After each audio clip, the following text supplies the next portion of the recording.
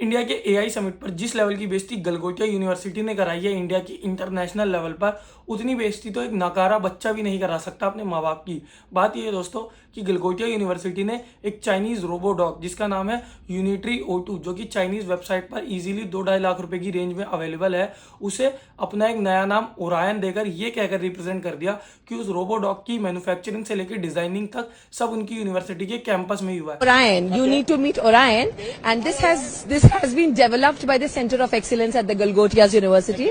और तो और दोस्तों, गलगोटिया यूनिवर्सिटी सिर्फ रोबोडॉग तक ही नहीं रुकी, उन्होंने एक सॉकर ड्रोन भी रिप्रेजेंट करा था, ये कहकर कि उसकी डिजाइनिंग से लेके मैन्युफैक्चरिंग सब उनकी यूनिवर्सिटी के कैंपसेस में हुई है। लेकिन ये बात भी झूठ निकली, क्योंकि वो जो सॉकर ड्रोन था वो एक कोरियन कंपनी का था जिसका असली नाम था स्ट्राइकर V3 ARF, जिसका डिजाइन उस कोरियन कंपनी ने 2015 में ही ला दिया था और जिसे मार्केट उस कोरियन कंपनी ने 2017 में कर दिया था। लेकिन बेशर्मी की हद देखिए दोस्तों कि जब सारी बातें सामने आने लगी, इंटरनेट पे ये चीजें वायरल होने लगी, तो गलगोटिया यूनिवर्सिटी की जो प्रोफेसर हैं, जो कि गलगोटिया यूनिवर्सिटी को एआई समिट पे रिप्रेजेंट कर रही हैं, वो अपने बयान से ही मुकर गई और उन्होंने ये कह दिया कि हमने तो ये कभी कहा ही नहीं कि इन दोनों चीज़ों का डिज़ाइन और मैन्युफैक्चरिंग हमने अपने कैंपसेस में करी है। हम तो सिर्फ इन्हें अपने कैंपस में लाए हैं ताकि बच्चे इसे देख के कुछ सीख पाए और कुछ इनोवेट कर पाए। मीडिया पर कि चाइना की कंपनी से आप लोगों ने खरीदा और आपने ये बता दिया कि हमारा ये प्रोजेक्ट है, इसकी वजह से विवाद पैदा हुआ। विवाद इसलिए पैदा हुआ क्योंकि हमने जो कहा उसको ठीक तरह से डिकोड नहीं किया गया। हमने कभी नहीं कहा